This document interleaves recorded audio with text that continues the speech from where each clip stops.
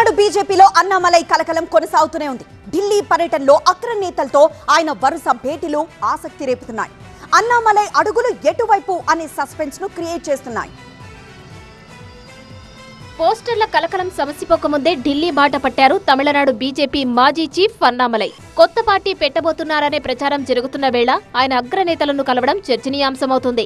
48 గంటల్లో తన పదవి విషయమై ఏదో ఒకటి తేల్చాలంటూ హైకమాండ్ కు ఇప్పటికే అల్టిమేటం ఇచ్చిన ఆయన ఇప్పుడు ఎలాంటి నిర్ణయం తీసుకుంటారనేది సస్పెన్స్ గా మారింది. హోంమంత్రి అమిత్ షాను కలిసిన అన్నామలై అంతకుముందు బిఎల్ సంతోష్, నితిన్ నవీన్లతోనూ విడివిడిగా భేటీ అయ్యారు. అయితే అగ్రనేతలతో ఆయన ఏం మాట్లాడారన్నది ఇప్పుడు ఆసక్తి రేపుతుంది. భవిష్యత్తుపై భరోసా దక్కిందా, అన్నామలై మెత్తపడ్డారా అనే చర్చ మొదలైంది.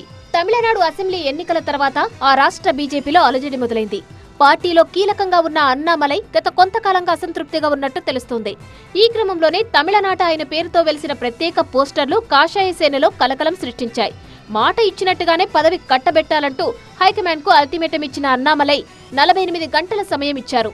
అందులో ఇప్పటికీ 24 గంటలు ముగిసిపోయింది. మరో రోజు మాత్రమే గడువు మిగలడంతో అన్నామలై రాజకీయ అడుగులు ఎటువైపు అనే ఉత్కంఠ ఏర్పడింది.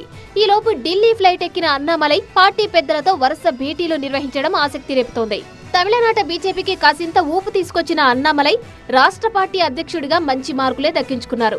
అయితే అనూహ్యంగా అసెంబ్లీ ఎన్నికలకు ముందు ఆయనను పార్టీ పదవి నుంచి తప్పించిన అధిష్టానం ఊహించని షాక్ ఇచ్చింది. అయితే ఎన్డీఏ కూటమిలోకి వచ్చేందుకు అన్నా డీఎంకే పెట్టిన డిమాండ్ వల్లే ఆ నిర్ణయం తీసుకున్నట్టు ప్రచారం కూడా ఉంది. ఆయనను రాజ్యసభకు పంపి కేంద్ర మంత్రిని చేస్తారనే ప్రచారం కూడా జరిగింది. అయితే అవేమీ జరగకపోగా ఎన్నికల్లో పోటీకి సైతం అన్నామలైకి అవకాశం దక్కలేదు. దీంతో కొన్నాళ్లుగా పార్టీ తీరుపై సీరియస్ గా ఉన్నారు. ఈ పరిస్థితుల్లోనే తమిళనాడును కాపాడేందుకు కొత్త అవతారం ఎత్తండి అంటూ ఆయన అభిమానులు ఇచ్చిన పిలుపు అరవ రాజకీయాల్లో కొత్త సంకేతాలు పంపింది.